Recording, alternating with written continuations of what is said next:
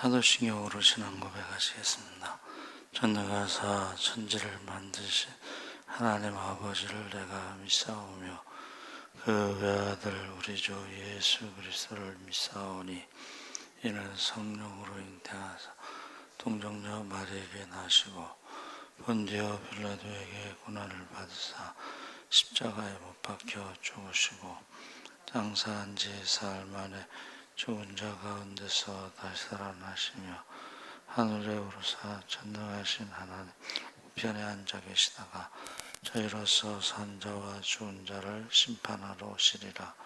성령을 믿사오며 거룩한 공예와 성도가 서로 교통하는 것과 죄를 사하여 주시는 것과 몸이 다시 사는 것과 영원히 사는 것을 믿사옵나이다. 아멘. 찬송가 361장 찬송하시겠습니다.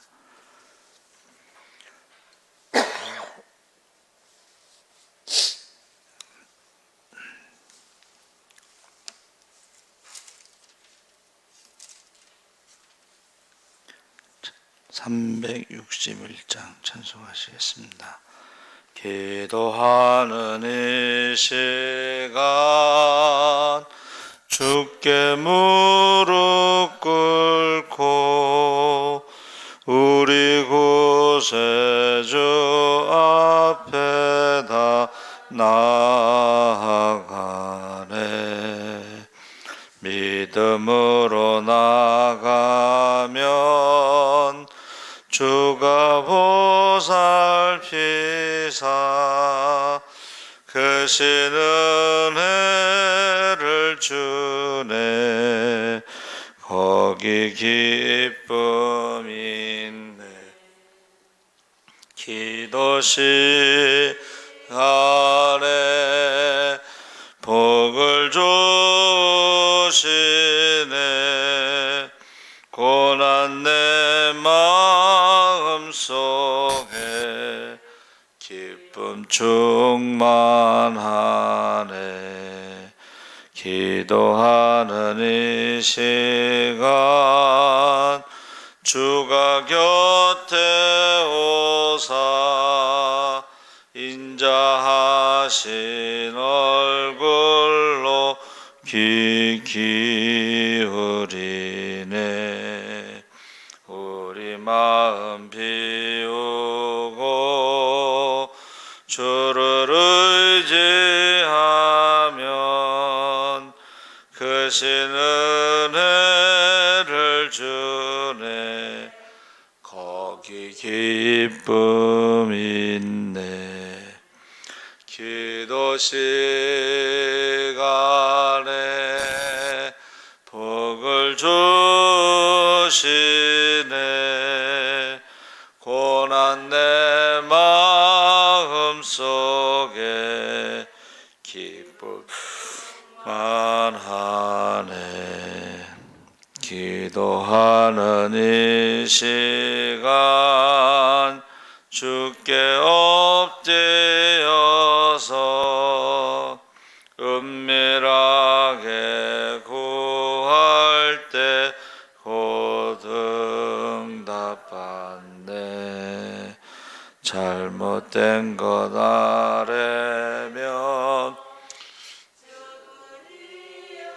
이사 크신 은혜를 주네. 거기 기쁨 있네. 기도 시간에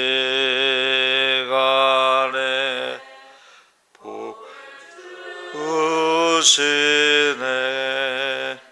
고난 내 마음속에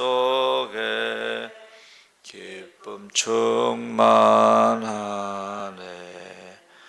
기도하는 이 시간 주를 의지하고 크신 은혜 구하면 꼭 도와드리라. 의지하는 마음에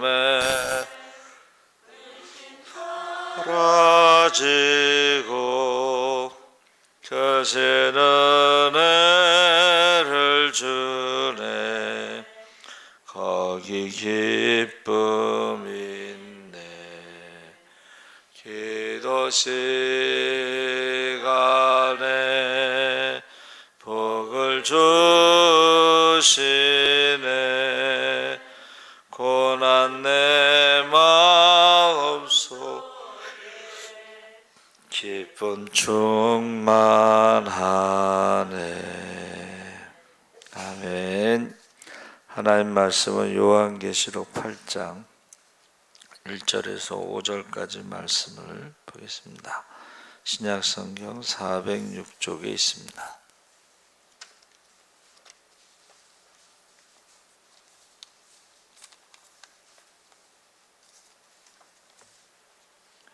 요한계시록 8장 1절에서 5절까지 다 같이 읽겠습니다. 일곱째 인을 떼실 때 하늘이 반 시간쯤 고요하더니 내가 보매 하나님 앞에 일곱 천사가 서 있어 일곱 나팔을 받았더라. 또 다른 천사가 와서 제단 곁에 서서 금 향로를 가지고 많은 향 기도와 합하여 보좌 앞 금 제단에 드리고자 함이라. 향연이 성도의 기도와 함께 천사의 손으로부터 하나님 앞으로 올라가는지라. 천사가 향로를 가지고 제단에 불을 담아다가 땅에 쏟음에 우레와 음성과 번개와 지진이 나더라. 아멘. 할렐루야. 네, 잘 오셨습니다. 감사합니다. 금향로 성도들의 기도라는 제목으로 말씀을 나누려고 합니다.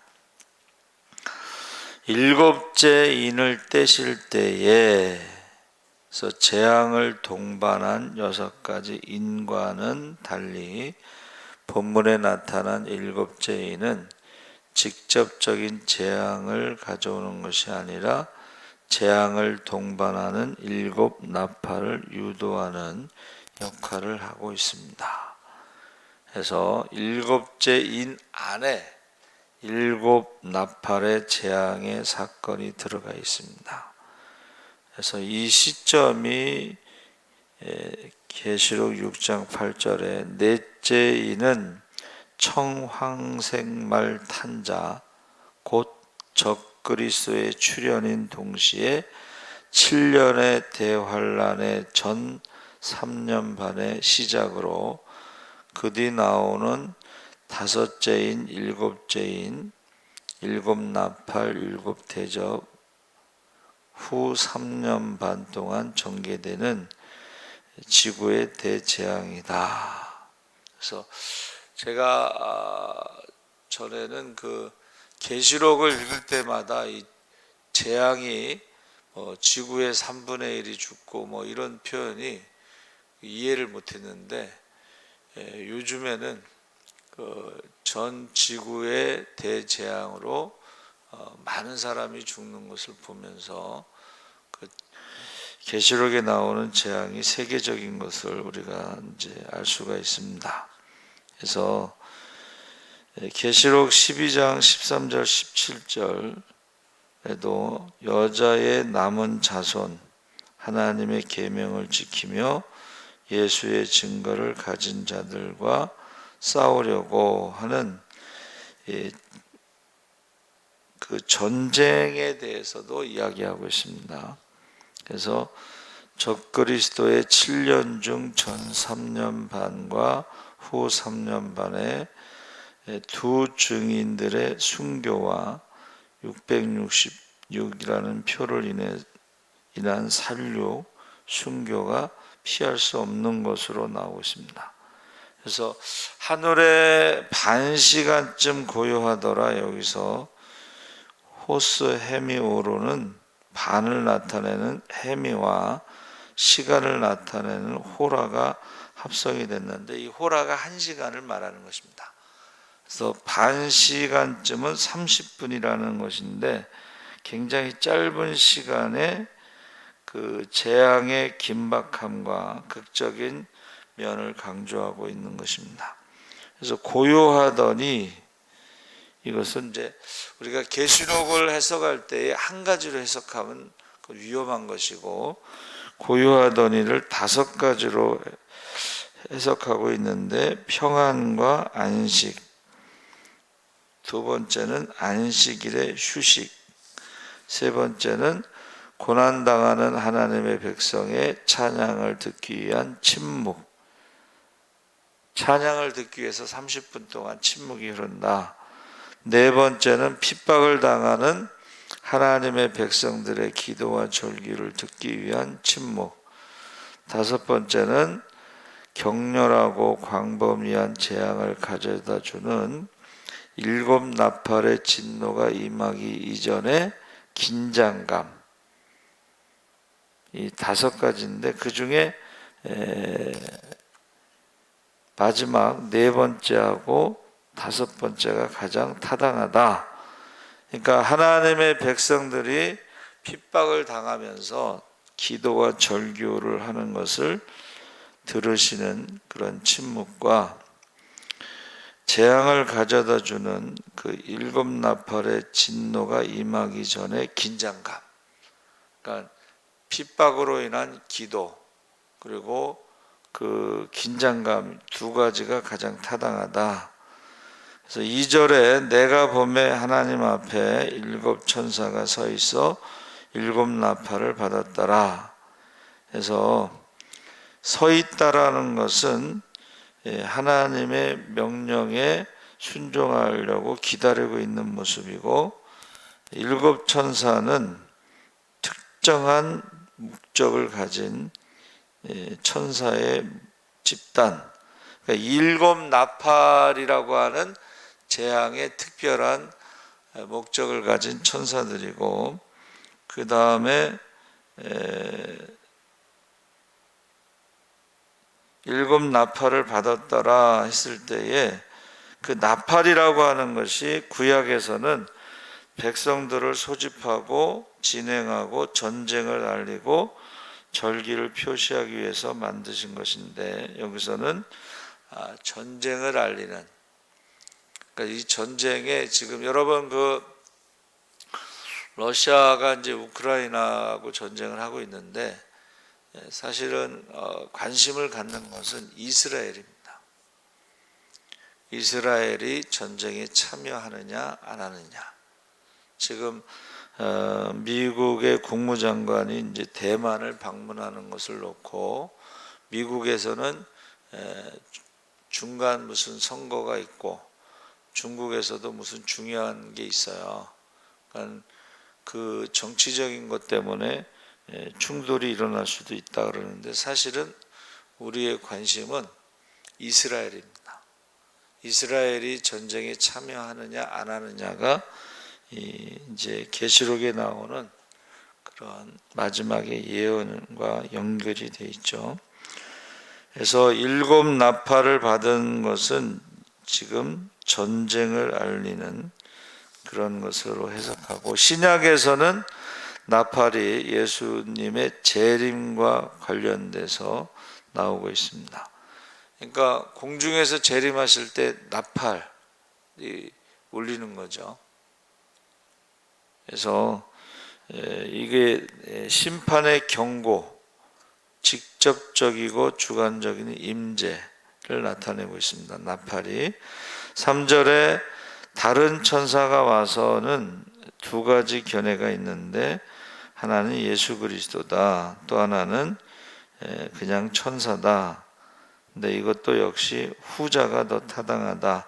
다니엘에게 기도의 응답을 전해주는 가브리엘 천사의 경우도 그렇죠. 이 천사는 소식을 전달하는 가브리엘 천사가 있고, 영적인 싸움을 하는 미가엘 천사가 있죠.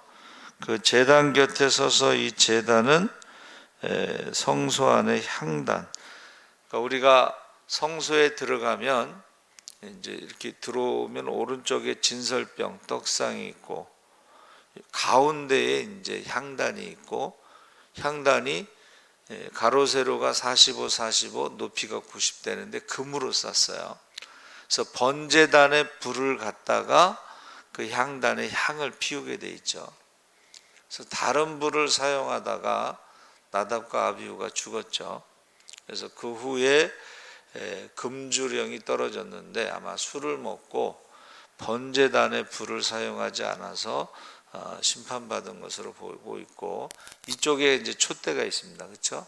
그래서 그 향단을 말하는데 금향단이다.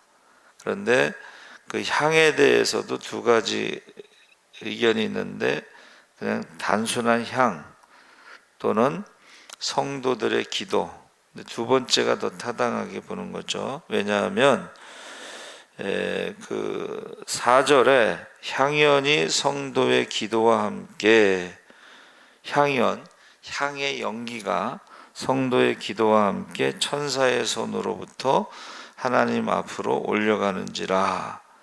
근데 이 5절에 천사가 향로를 가지고 제단에 불을 담아다가 땅에 쏟음에 우레와 음성과 번개와 지진이 나더라.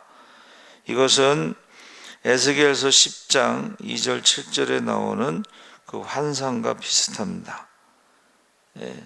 거기에서는 숯불을 그의 손에 움켜쥐고 그 성에 쏟아붓는 그런 환상이죠. 그러니까 이 성도들의 기도가 어떤 기도냐 하면, 순교당하면서 핍박당하면서 그 억울함을 풀어주셔서 하는, 원수를 갚아주셔서 하는 신원의 기도를 말하는 거예요. 그러니까 하나님이 마지막에 심판하실 때의 근거가 뭐냐? 순교자의 수가 찼을 때, 그때에 하나님이 심판이 이제 시작되는데, 하나님의 그 심판의 근거가 바로 순교자들 또 핍박자들의 그 신원의 기도다 하는 것입니다. 그래서 우리가 그 계시록에는 6장에서 16장까지가 7 심판 시리즈가 나오는데, 7 인, 7 나팔, 7 대접. 그래서 그 심판들 사이에 막간에 이야기가 나옵니다. 그래서 인 심판과 중간에 나오는 막간에 7장에 진노의 날에 해를 당하지 않을 14만 4천 명과 헤아릴 수 없는 큰 무리가 하나님의 백성으로 하나님께서 심판 가운데, 재앙 가운데서도 보호하신다, 이렇게 돼 있어요. 그러니까 하나님께서 마지막에 그 대재앙의 7 시리즈 심판 중간중간에 하나님의 백성들을 보호하고 있습니다. 그래서 그리고 나팔 심판 중간에 나오는, 거기에 나오는 심판은 심판을 당하면서도 회개하지 않는 이들을 향해 요한에게 증인의 삶을 요구하고 있는데, 첫 번째 막간에는 하나님의 백성들을 보호하시고, 두 번째는 회개하지 않는 사람들에 대해서 다시 한번 요한이 증인으로 서게 되는 거죠. 그래서 그 증인으로 상징되는 교회에 복음 증거의 사명을 부여하고 있다. 그러니까 지금 마지막 때의 질년 대환란에 많은 사람들이 이런 재앙이 왜 오는지를 모르고 있는데, 예수 믿는 사람들이 복음을 전해야 된다는 것입니다. 할렐루야. 그러니까 지금 코로나보다 더 무서운 게 온다고 과학자들이 얘기하고 있잖아요. 그렇죠? 그래서 지금 우리나라에 온 뭐 BA 6.5인가 뭐 그게요, 코로나 지금까지 온 것보다 훨씬 강합니다. 그러니까 우리도 면역력이 생겨야지만 살 수가 있지만, 그 코로나도 이게 점점 강해지는 거예요. 내성이 생기고 강해지고. 그때에 세상 사람들은 왜 이런 게 오는지 모른다는 거예요. 그래서 우리가 복음을 전해서 회개하도록 증인의 삶을 살아야 된다 하는 것입니다. 일곱 나팔 재앙과 대접 재앙 사이에 12장 14장에서 악의 세력과 교회의 적대 관계를 주제로 하고 있는데, 이 여자와 용의 그 대립 관계, 용과 동역 관계에 있는 두 짐승, 그러니까 13장에 나오는 적그리스도의 모습은 용, 그리고 그 용의 동역자인 두 짐승, 이것을 이제 삼위일체 하나님을 모방한 악의 삼위일체라고 말하고 있는데, 14장에 와서 14만 4천 명의 승리와 악의 세력의 최종 심판이 소개되고 있습니다. 그래서 저와 여러분이 지금 계시록을 통해서 우리가 교회의 영적인 전투, 지금 오산의 기도원에 이제 우리가 8월 달에 화요일 날하고 목요일 날하고 하는데 주차할 데가 없어요. 한 두 바퀴 돌았어요. 그 마음이 너무 좋더라고. 그전에는 기도원이 텅텅 비었는데 지금은 주차할 데가 없을 정도로 대성전에서 순복음 교단의 무슨 전체 무슨 집회가 있나 봐요. 그래서 이제 예루살렘 성전에서 우리가 예배를 드리는데 그 마음이 너무 좋아. 이렇게 많은 사람들이 모여서 기도할 수 있다는 게 영적인 전투. 마지막 때에는 우리가 기도하지 않으면 이 영적인 전투에서 이길 수가 없죠.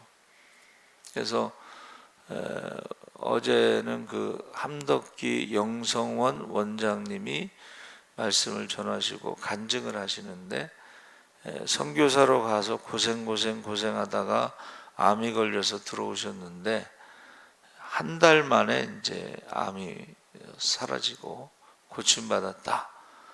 그리고 그 다음부터 이제 신유의 은사가 나타나서 기도하시면은 환자들이 많이 낫다. 그런 이제 간증을 하셨어요.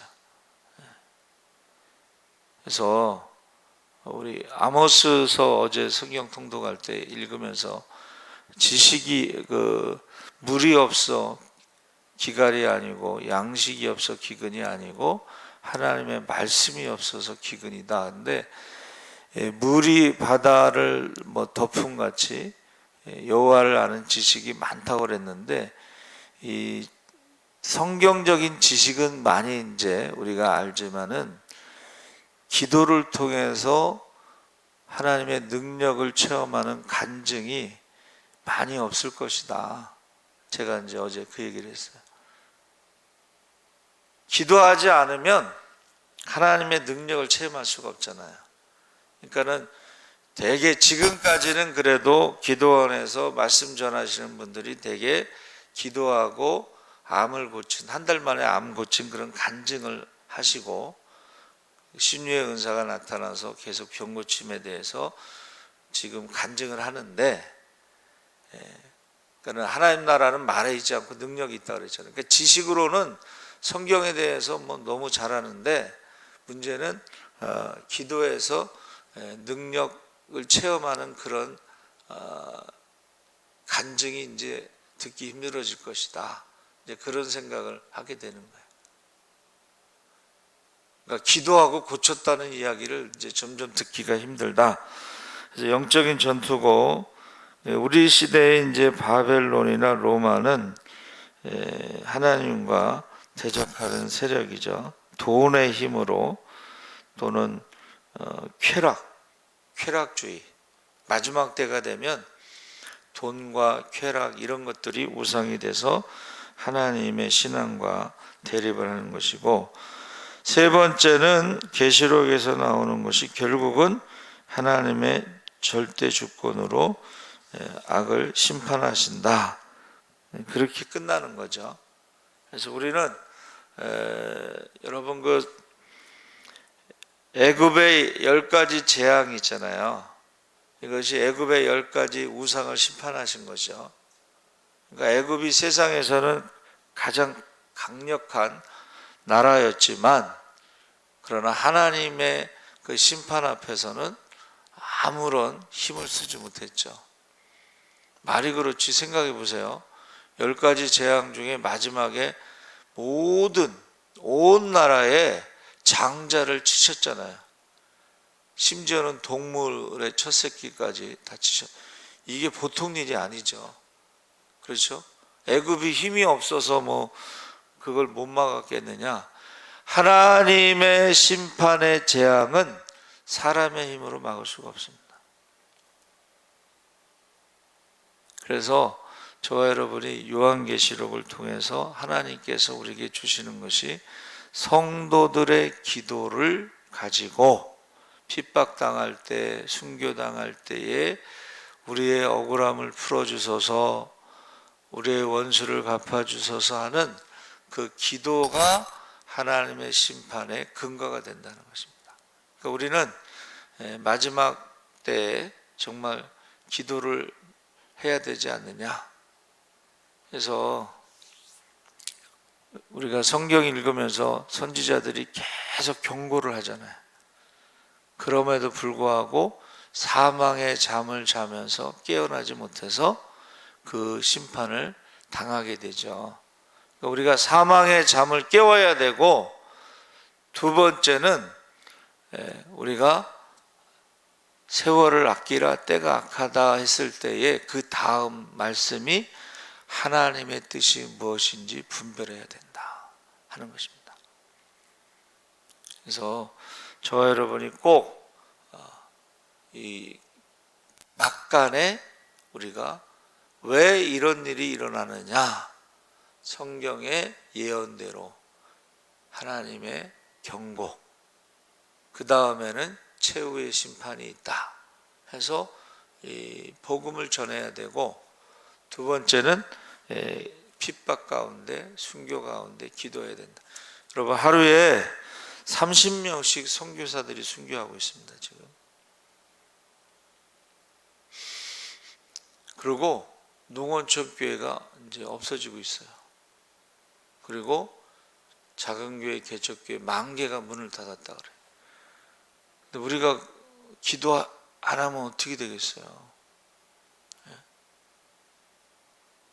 그리고 신천지보다 더 강한 이단이 중국에서 왔는데, 전능신교, 전능신, 하나님의 교, 하나님의 교회보다 더 강력한 거예요.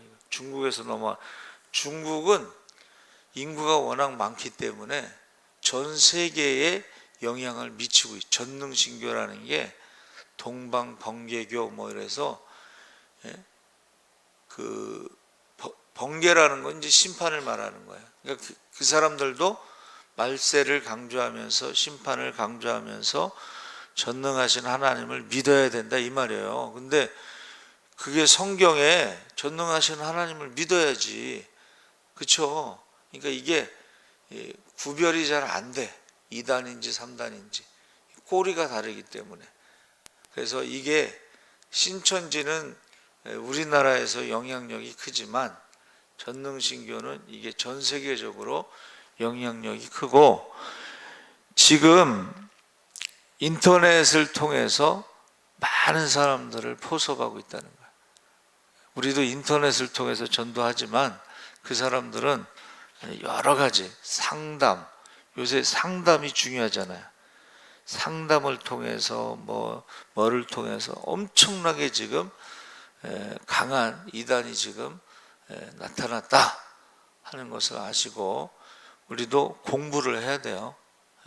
그래서 이단이라는 것은 달을 이자에다 끝단자, 꼬리가 다르기 때문에 꼬리를 감추고 있으면 전능하신 하나님을 믿어야지 동방번개의 심판에서 우리가 구원받을 수 있다. 우리가 넘어갈 수가 있어요. 그래서 여러분 꼭 하나는 기도, 하나는 복음을 전해야 된다. 살아계신 하나님 아버지 감사합니다. 하나님의 심판 가운데서도 하나님의 백성들, 자녀들은 보호하신다고 그랬습니다.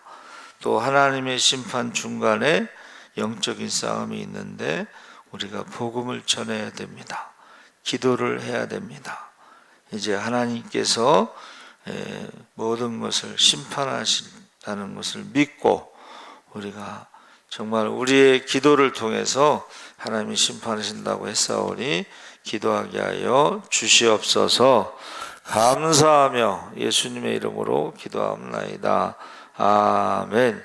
하늘에 계신 우리 아버지여, 이름이 거룩히 여김을 받으시오며 나라가 임하옵시며 뜻이 하늘에서 이룬 것 같이 땅에서도 이루어지이다. 오늘날 우리에게 일용할